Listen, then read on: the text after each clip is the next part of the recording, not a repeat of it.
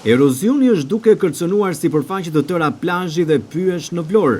Këto janë pamjet në zonën e plazhit të vjetër, në afërsitë të Triportit, ku pishat 70 vjeçare kanë përfunduar në det. Vija bregdetare për plazh që ka qenë rreth 100 metra, sot është e tëra në ujë. Kjo gjendje është kritike në të gjithë vijën bregdetare, edhe për shkak të ndryshimeve klimaterike. Dhe pikërisht kjo që po ndodh, duket se është produkt i tyre. Gryerja e tokës në këtë zonë dhe rrëzimi shumë pishave nuk janë vetëm për shkak të erozionit, por edhe ndërtimeve në det. Nëse nuk ndryhet në kohë, nuk do të ketë më pyll dhe plazh, ndërkohë që rëra dhe era do të jenë pse jo në shtëpitë e banorëve të Vlorës, sipas edhe specialistëve të mjedisit. Në bashkinë e Vlorës nismat për mbjelljen e pemëve kanë qenë sporadike dhe sa autoritetet në fakt kanë për detyrë të kujdesen për mjedisin, por nuk kanë marrë masa për të frenuar dëmtimet në pyllin e sodës. Po ashtu Bashkia e Vlorës nuk ka ende një studim për të ndërhyrë në parandalimin e këtij fenomeni që çdo ditë po gryen këtë territor.